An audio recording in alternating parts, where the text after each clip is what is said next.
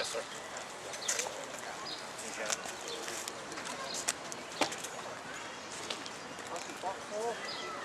Yes, sir.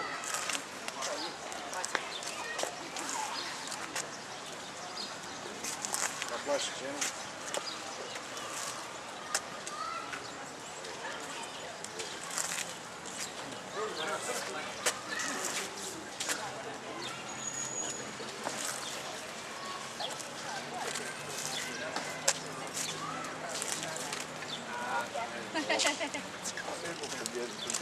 I don't know about you, but I've never owned one. I didn't either. Very well, sir.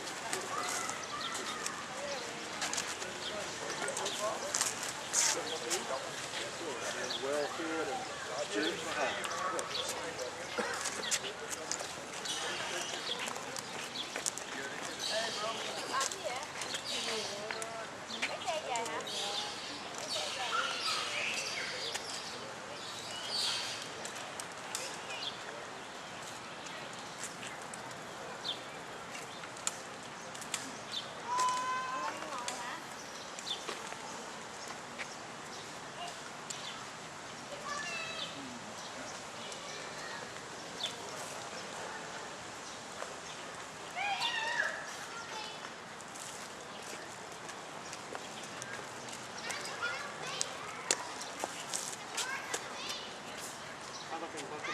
Thank you very much, sir. Ben, good to see you here again. It's a hot day, so make sure your canteens are full and stay the shade as much as possible. We don't want to lose it. You will keep your canteens wet and your powder dry. Ladies and gentlemen, I'm Gerald A. Kincaid, the acting commander of the Francis F. Bartow Camp, Sons of Confederate Veterans number 93, and on behalf of that camp, the Savannah Militia Camp number 1657, the Lafayette McLaws Camp number 97 of the Military Order of the Stars and Bars, and last but not least, United Daughters of the Confederacy Camp number 2. I welcome you to Confederate Memorial Day. Confederate Memorial Day is also known as Confederate Decoration Day in Tennessee and Confederate Heroes Day in Texas. It's an official holiday or observance throughout the South as to honor those who died fighting for the Confederate States of America during the war between the states. 9 states officially observe Confederate Memorial Day in April. That's Alabama, Florida, Georgia, Louisiana, Mississippi, North Carolina, South Carolina, Tennessee, and Texas. Virginia commemorates Confederate Memorial Day in May, while Arkansas remembers its dead on General Lee's birthday in January. Just like during the war between the states, sometimes the states didn't sing off the same sheet of music. On the monument with me, we have our guest speaker, Commander Don Newman, Byron Kennedy, the Bartow Camp chaplain, and Bob Brannon, commander of the Lafayette McLaws Camp number 97, Military Orders of the Stars and Bars. Before we get started, I'd like to extend our appreciation to reenactors and members of the 22nd Georgia Heavy Artillery from Savannah, the 8th Georgia Infantry from Richmond Hill, and the Savannah Republican Blues from the city of Savannah. Now I'd like to ask Chaplain Kennedy to give the invocation.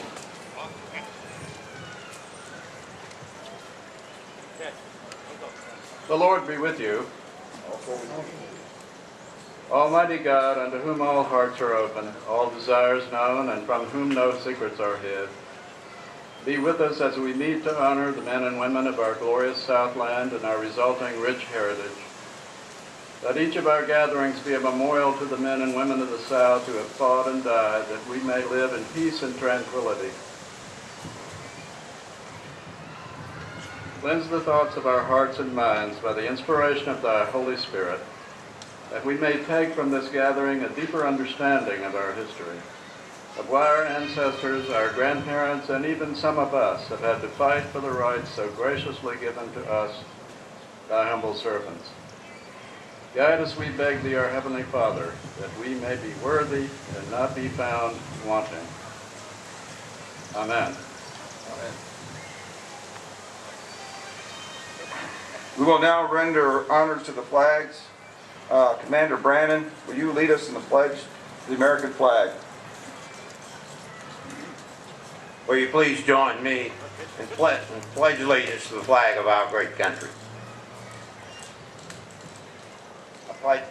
I pledge allegiance to the flag of the United States of America and to the republic for which it stands, one nation, under God, indivisible, with liberty and justice for all. Thank you. I will now lead us in a salute to the Confederate flag. I salute the Confederate flag with affection, reverence, and undying devotion to the cause for which it stands. Now I'd like to introduce our guest speaker, Don Newman. Don Newman is a native of Savannah, commander of the Savannah Militia Camp number 1657, Sons of Confederate Veterans. He's a past lieutenant commander of the Georgia Division, Sons of Confederate Veterans, and past commander of the 6th Brigade, Sons of Confederate Veterans. He served in the United States Marine Corps. He's a 3-time winner of the Military Order of the Stars and Bars debate contest.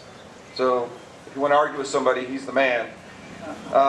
He's married to Newman, and he and his family live in Chatham County, where his family has resided since 1745. He's not that old, but he's family's old Savannah family, and would you please give him a warm round of welcome.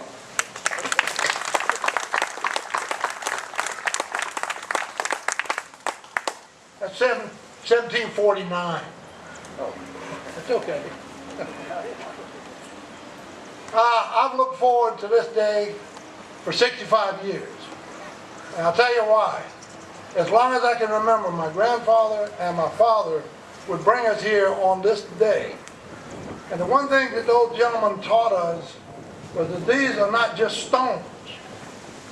These are stones, these are a memorial stone, a stone of remembrance. They are placed here to honor those men that served our country during the Great War, 1861-1865. These stones represent honor, devotion, virtue, and courage, which is the attributes of the Southern man.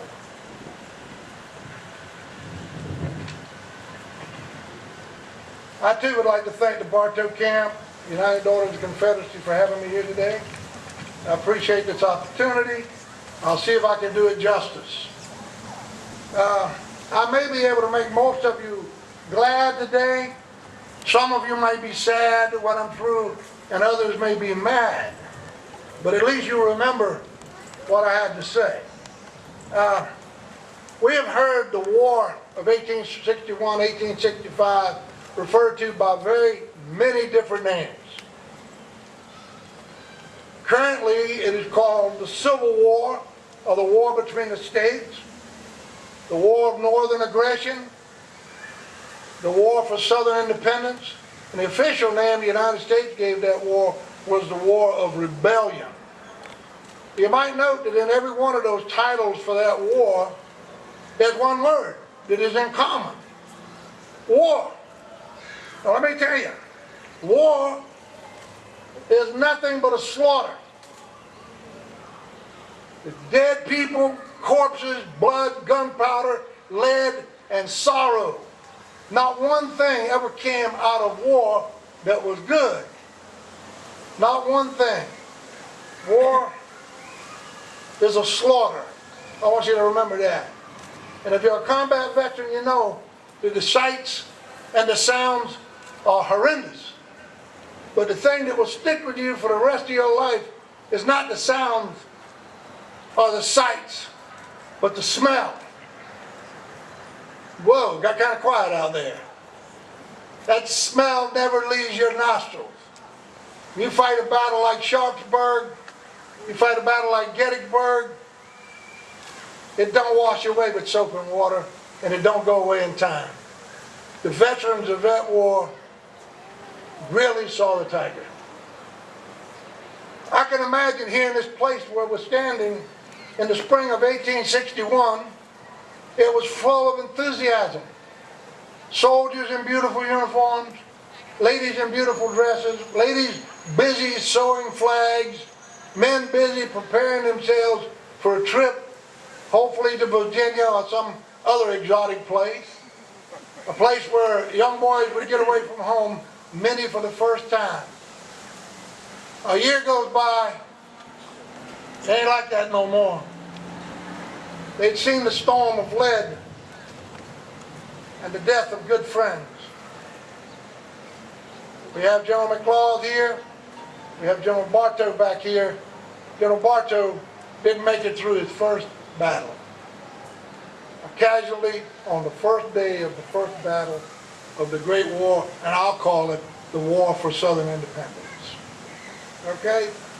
In my mind, it is very hard to justify war.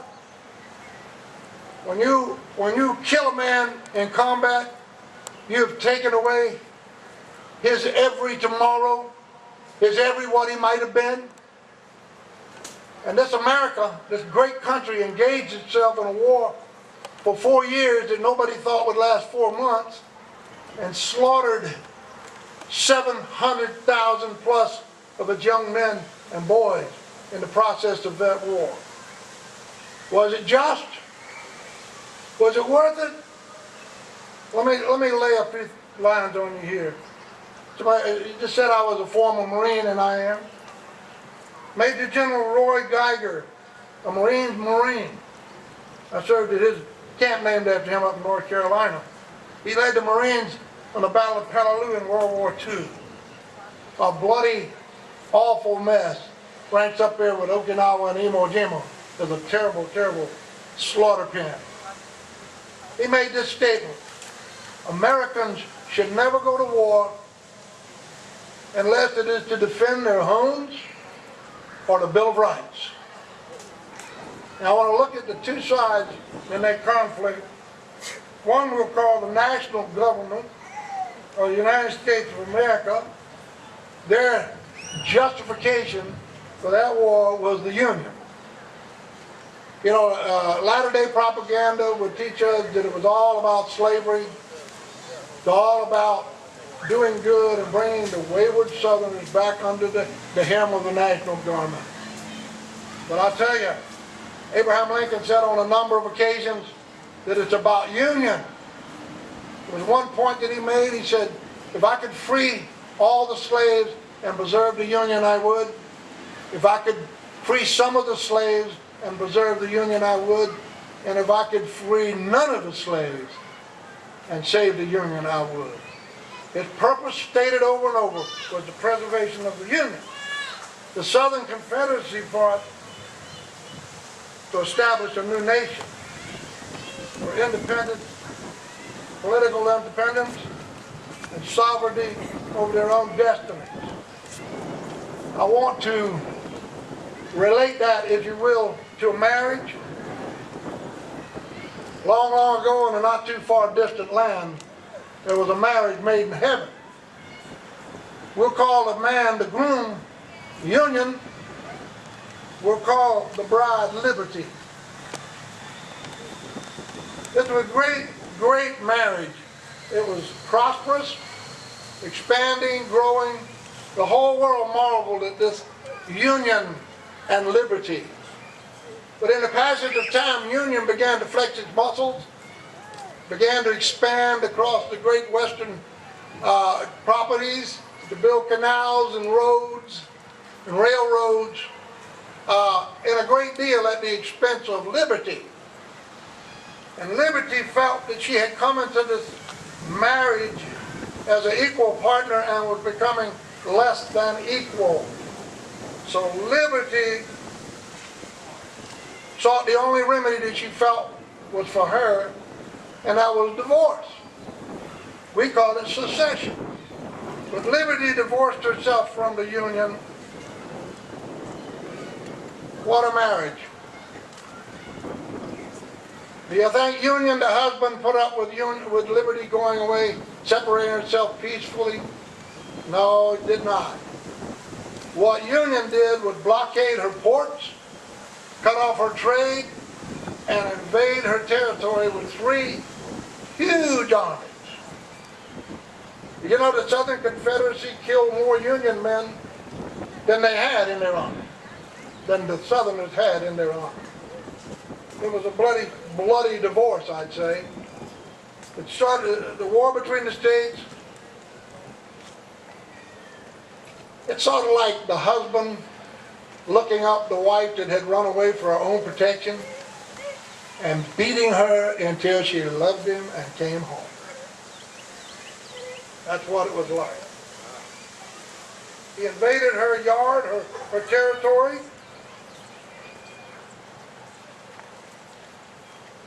He insulted her mother. He abused her sisters. He destroyed her property. And he killed her sons. All in the name of Union. I ask you a question. Is the American Union worth 700,000 lives? Is Union without Constitution worthy? Is Union at the point of a bayonet what we wanted when we entered into a union of natural affection?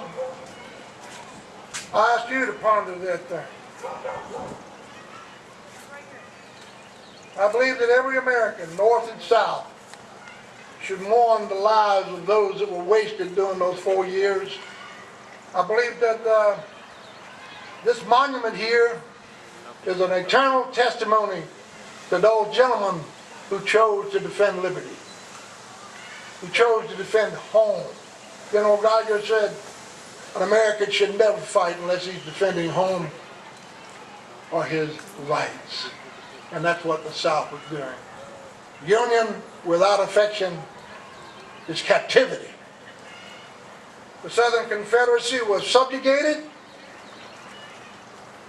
ravished, and forced to obey the national government. That is what that war was about. I don't know about you, but I don't appreciate that. My people don't appreciate it. I had a Yankee preacher from New Hampshire tell me, standing right over there, right there, he said, I don't know why you Southerners don't just get over it. I said, because to me it ain't over. But anyway, I've come here today, as you have, to honor those brave men. I want to make one more quote on my last page of my notes. Horace Greeley asked President Lincoln, why not let our brethren in the South go in peace? And Abraham Lincoln's answer to the newspaper man was, if we did that, sir, where would we derive our revenues? Where would they collect their taxes if the South was allowed to live in peace? We wanted peace. We sent peace commissioners to the North. We asked for peace.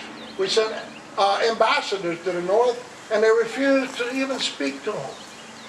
All those 4 years, Mr. Lincoln said that the South had not left the Union at all.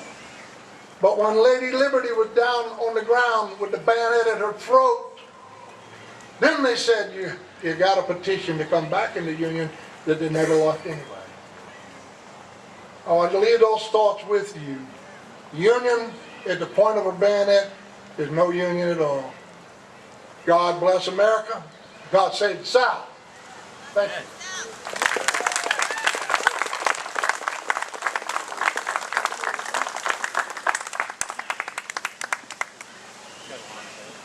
Thank you, Don, for those inspiring comments. We'll now have the laying of a memorial wreath at the monument by Commander Brannon of the Lafayette Camp, and this is Mark Roberts of the Savannah, she's the president, Savannah Chapter number 2, United Daughters of Confederacy.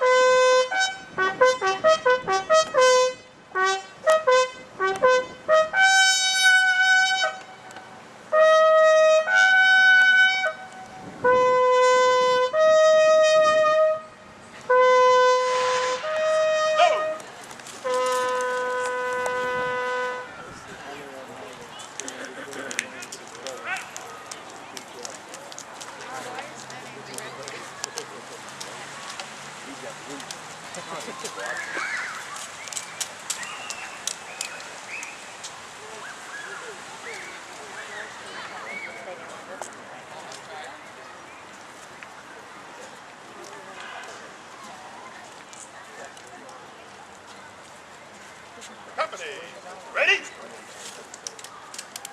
Aim! Fire!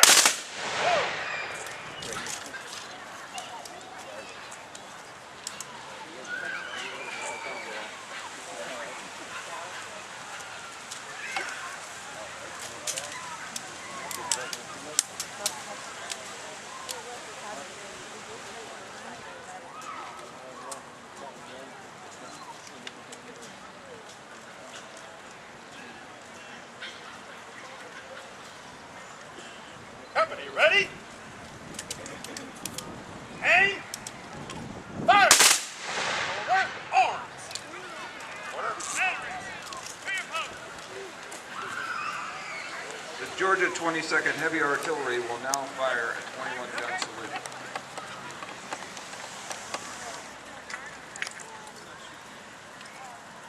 Hey.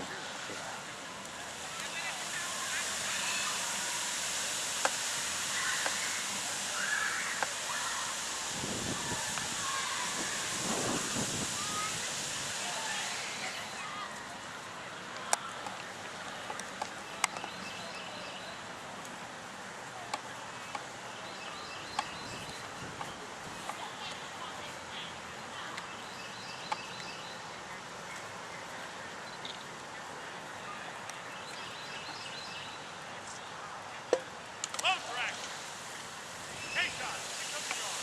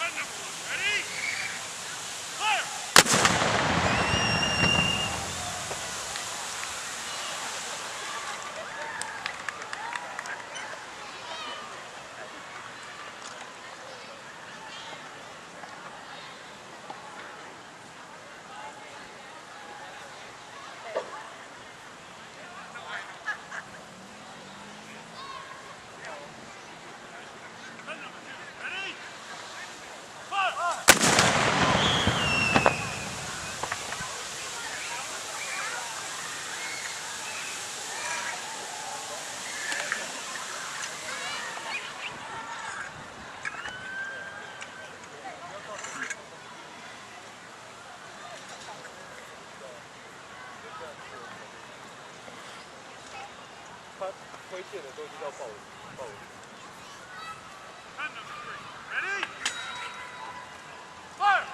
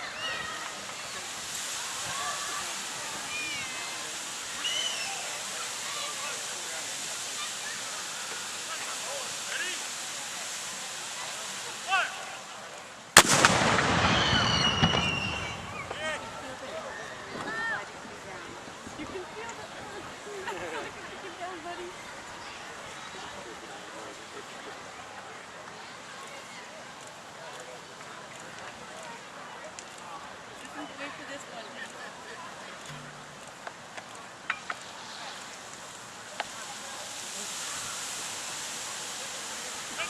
Ready? Fire!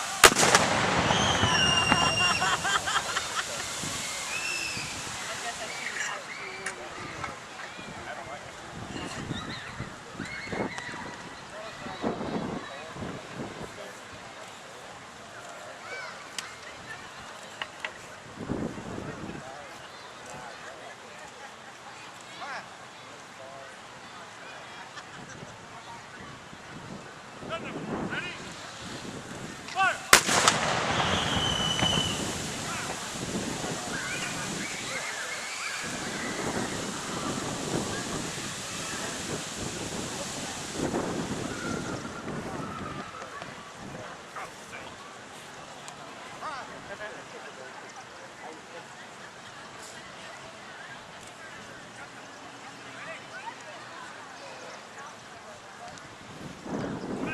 Ready? Fire!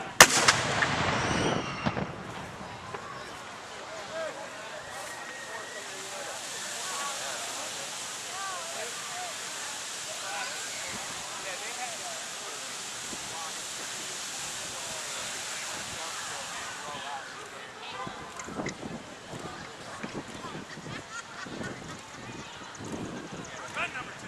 Ready? Fire!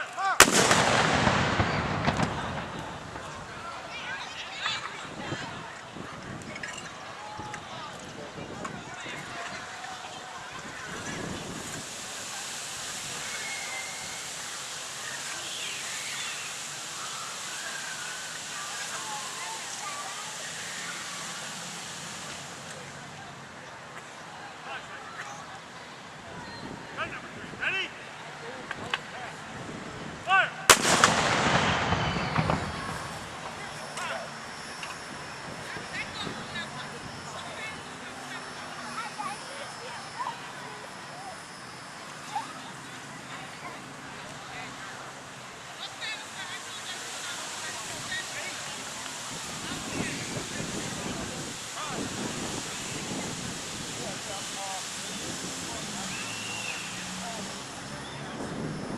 Ready?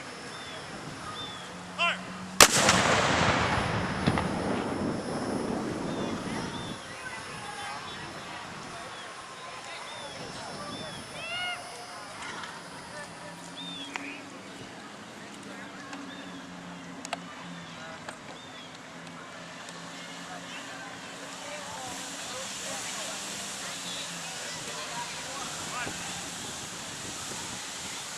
Gun number 3. Ready? Fire!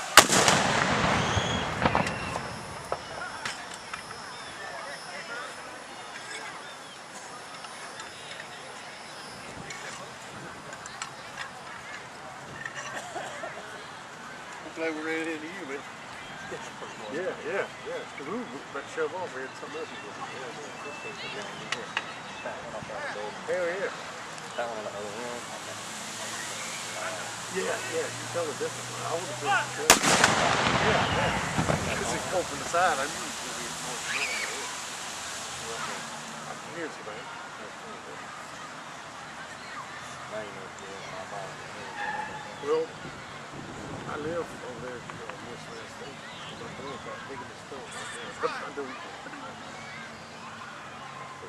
Yeah, I wish I was going. I told you to come down. Ready? Fire!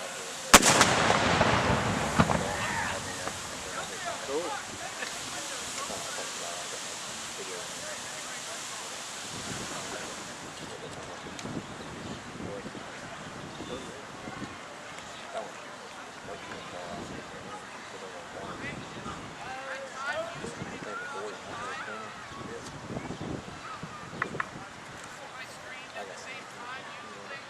Gun number 2. Ready? Fire! Fire!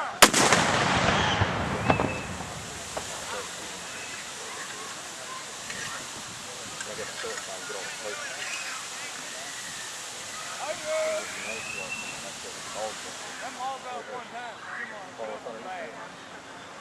on, Middle.